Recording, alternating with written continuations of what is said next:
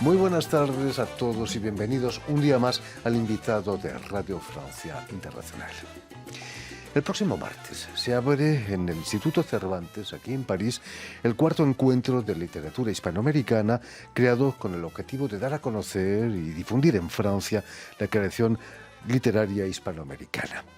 Entre la veintena de escritores que participan en presentaciones y mesas redondas, destaca el escritor y diplomático boliviano Carlos Antonio Carrasco, quien va a presentar su libro La última confesión de un libertino. Y precisamente para hablarnos de este libro y de su intensa vida como diplomático y hombre de letras, Carlos Antonio Carrasco ha sido tan amable de venir a nuestros estudios. Muy buenas tardes, Carlos Antonio. Buenas tardes, Jordi. Placer de estar en tu programa. Es un placer tenerle aquí entre nosotros. Permítame que explique ante todo que ha nacido en 1935, si no me equivoco, en la ciudad boliviana de Cochabamba, que es también egresado de la Escuela de Estudios Diplomáticos Superiores de París y doctor en Ciencias Políticas por la Sorbona. Pero cuéntenos, ¿qué es lo que le llevó a la carrera diplomática? Quizás el hecho de haber nacido en una ciudad a 2.500 metros de altura. Bien, siempre me ha fascinado estudiar el mundo, estudiar el planeta, la geografía y la historia. Y una manera de hacerlo era entrando en la carrera diplomática. Yo no tenía los medios de desplazarme por el mundo por mi propia cuenta. Y por consejos de amigos de mis padres, entré a la carrera diplomática muy joven, a los 17 años de edad, en el Ministerio de Relaciones Exteriores de Bolivia. Y luego ahí comenzó mi carrera diplomática, que se extendió luego a organismos internacionales, a Naciones Unidas, a la UNESCO, con la que estoy y continúo ahora ligado como delegado permanente de Bolivia. Y de esa manera pude visitar muchos países, muchas ciudades, y como digo en mi obra, familiarizarme con los poderosos y también con los menos poderosos. Hablando de familiaridades, me contaba que de muy pequeño conoció en la escuela donde cursaba sus estudios a un futuro premio Nobel, peruano, por cierto. ¿Es cierto eso? Así es, con Mario Vargas Llosa hicimos 4 años de estudios primarios juntos en el Colegio La Salle, un colegio católico regentado por hermanos de esa congregación, y uno de ellos, el hermano Julián, si no me equivoco, fue el que nos enseñó las primeras letras, a leer y escribir. Un magnífico pedagogo, sin duda, Mario, ¿no? se dedicó a escribir, yo me dediqué a leer y a la carrera diplomática. Imagino que en aquella época de niños no hablaban de literatura, ¿no? No, pero siempre nos interesaba la ficción, el cuento. Y en Cochabamba, donde es una ciudad en esa época pequeña, rural, había que dar vuelo a la imaginación para tomarle sabor a la vida. Como decíamos, ha sido embajador y sigue siendo embajador de Bolivia aquí en la UNESCO. La cultura ha tenido mucha importancia en su carrera, incluso llegó a ser ministro de Cultura en su país en los años 80. Cultura que está pasando por momentos difíciles, ¿no?, en estos momentos. Así es. Sí, yo tuve el honor de ser ministro de Educación y Cultura de la primera mujer presidenta, doña Lidia Gayler. Y ahora, con otra mujer presidenta, la señora Janine Áñez, me corresponde representar al país ante la UNESCO. No está mal. Muchos diplomáticos han compaginado su vida profesional con la literaria y muchos escritores han sido nombrados embajadores en muchos países. Estoy pensando en el mexicano Sergio Pitol, Jorge Edwards, chileno, Pablo Neruda, también chileno, o Santiago Gamboa, un compañero colombiano que ha publicado muchas novelas y compaginándolas con su carrera diplomática. ¿Es el oficio ideal para un escritor, la diplomacia? Bueno, especialmente en Latinoamérica, cuando no existía una carrera como tal, los gobiernos creían oportuno nombrar a escritores de renombre para representar a su país. En este sentido, fui yo también funcionario de la UNESCO y pude hacer amistad con escritores como el peruano Ramón Rivero, el paraguayo Saguier, Jorge Edwards de Chile y otros que han pasado por esa gestión. El hecho de visitar muchos países, imagino que enriquece, ¿no?, el imaginario de un escritor. Sí, justamente mi último libro, aunque tiene un título provocador, La última confesión de un libertino, está consagrado justamente a eso, a contar cómo yo he visto muchos países y en cada país de ellos he conocido realmente o en mi imaginación alguna mujer que podía representar el país. De esa manera son 135 pequeñas historias, muchas de ellas que no son autobiográficas, porque lo primero que me pregunta los lectores son, ¿es autobiográfica? Con una curiosidad morbosa, ¿no? Entonces, es una manera de contar lo que he visto, lo que he sentido y hacer un gran homenaje a la mujer que realmente ha guiado muchas orientaciones en mi vida. Ha sido embajador aquí en Francia también. ¿Dónde estudió ciencias políticas? ¿Cómo fueron esos años de estudio aquí en París? Aquí en París empecé en la Sorbona y en el INALCO. En el INALCO hice mi doctorado. Mi tesis doctoral se llama Los cubanos en Angola y fue estimulada por Gabriel García Márquez, que escribió un opúsculo poco conocido de la experiencia cubana en Angola. Me fascinó cómo un pequeño país del Caribe envió 318.000 combatientes a Angola a lo largo de 15 años y cómo colaboró a la independencia de ese país. De manera que mi tesis doctoral justamente radica en el hecho de que fue una iniciativa cubana. No fueron los cubanos una marioneta de la Unión Soviética como se pensaba. Y eso lo pude constatar en entrevistas personales que tuve en 2 oportunidades con el comandante Fidel Castro. Y cotejé los datos históricos que yo tenía y pude llegar a la conclusión de mi tesis. Ha sido también embajador en Túnez, si no me equivoco. Así es, en Túnez, donde presenté mis credenciales al ex dictador Ben Ali.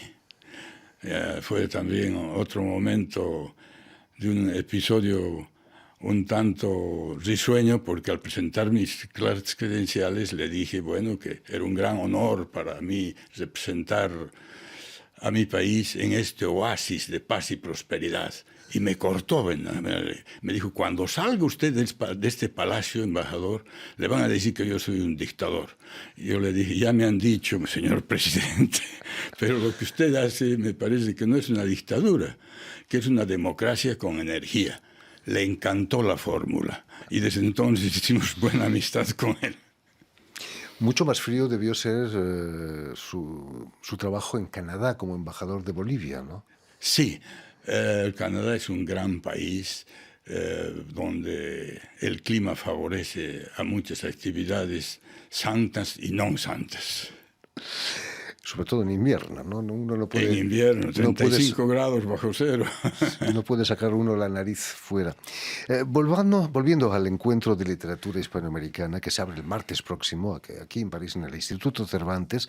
Allí va a presentar su libro La última confesión de un libertino. No está lejos de las memorias de Casanova, ¿no? Bueno, sí. No diré que me inspiré en el gran viajero de antaño, pero en realidad ha sido un libro que me ha interesado mucho. Primero porque a Casanova se lo conoce por sus aventuras furtivas, etc. Pero como literatura es realmente una obra interesante de leerla. Y él hace lo mismo, ¿no? Cuenta muchos lugares que visitaba donde ocurrieron mis aventuras. Casanova acabó en las cárceles de los Piombi, los Plomos, en Venecia, pero no por razones sexuales, digamos, ¿no? Más por políticas. Políticas y un poco su distracción en las finanzas. Casanova fue el inventor de la lotería, entre otras cosas, ¿no? Era un hombre sumamente culto, pero tuvo algunos enredos con la justicia. Desde hace un par de años, el movimiento Me Too ha roto la ley del silencio en cuanto a las agresiones sexuales y de género. Si a eso añadimos el SIDA o la COVID-19, el amor se está convirtiendo en algo plagado de escollos, ¿no? Era mucho más fácil cuando usted era más joven. Así es, ahora cuando un piropo puede convertirse en una culpa de acoso sexual, hay que mirar y mirar con cierto temor, ¿no? Al sexo opuesto. Pero en fin, yo creo que sigue habiendo un gran margen de seducción. ¿Cómo se puede seducir hoy en día con una máscara y manteniendo una distancia de 1,5 metros o 2 metros? Se ha hecho una tarea muy difícil. Terriblemente. En el encuentro del Instituto Cervantes va a participar también en una mesa redonda en torno al mundo de la traducción. Para un diplomático, la traducción tiene una importancia capital, no se la pasa el día traduciendo.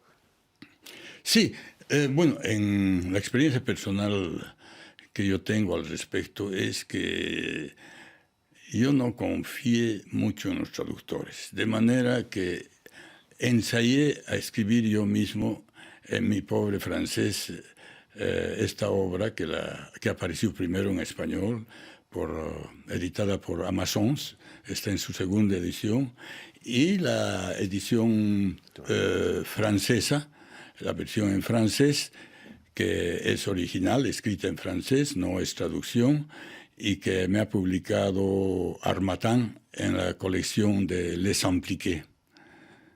Otro punto de coincidencia con Casanova, él también escribió en francés sus memorias, sin ¿no? que sea nuestra lengua materna.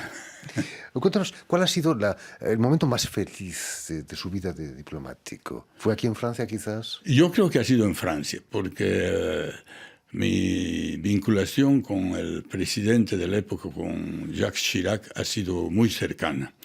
Yo lo conocí a él cuando era alcalde de París y luego los 5 años que estuve como embajador durante su presidencia, tuvimos muchos episodios diplomáticos y no diplomáticos que nos acercaron grandemente.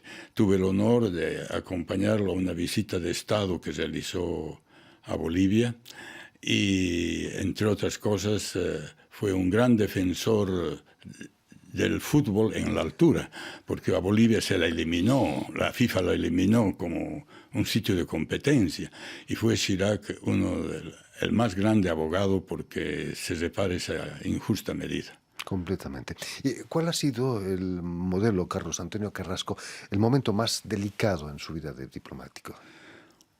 Bueno, le diría yo, en mi vida de diplomático en realidad ha sido una vida plácida, porque me gusta la carrera, he asumido todos los desafíos que se me han impuesto, inclusive hacer una Place de la Bolivia aquí en París, que queda justamente frente a la Maison de la Radio. Con una placa magnífica. Con una placa magnífica, exactamente. Y luego, como le digo, han habido varias gestiones diplomáticas que han culminado con éxito. El momento más dramático ha sido no en la diplomacia, sino en mi incursión en la política, justamente como usted evocaba, cuando fui ministro de Educación. En 1980 vino un golpe feroz militar, propiciado por militares argentinos y bolivianos, que instauraron después la Operación Cóndor, y tuve que estar refugiado en la Embajada de Francia durante 3 meses por falta de salvoconducto.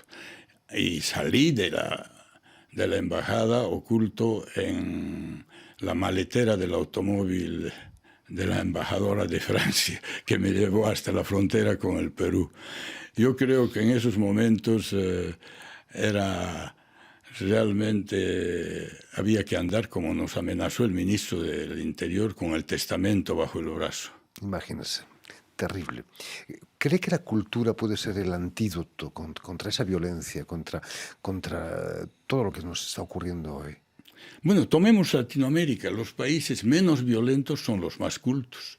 El ejemplo de Costa Rica en Centroamérica o del Uruguay en Sudamérica. Y los países donde lamentablemente la cultura o el nivel educativo de la población es menos propicio son los más violentos. Hay que educar. Hay que educar. Hay que educar y sobre todo el próximo martes ir al Instituto Cervantes aquí en París, donde va a tener lugar el encuentro internacional de literatura hispanoamericana, en el que va a participar Antonio Carlos Carrasco. Muchísimas gracias, Antonio Carlos Carrasco, por haber estado aquí con nosotros. Permítame también dar las gracias a Julián Lenk y a Estefan de Fossé, quien han estado esta tarde en la realización del programa, y enviar un mensaje muy especial a nuestros telespectadores, porque también nos tenemos, que nos siguen en toda América Latina, en Cochabamba seguramente también, gracias a una cadena de televisión uruguaya que se llama Canal U y emite desde Montevideo, allí en Uruguay. Muchas gracias, Jordi. Muy gentil. Y a ustedes muchísimas gracias también por su atención y les damos cita para una nueva edición de El Invitado de Radio Francia Internacional.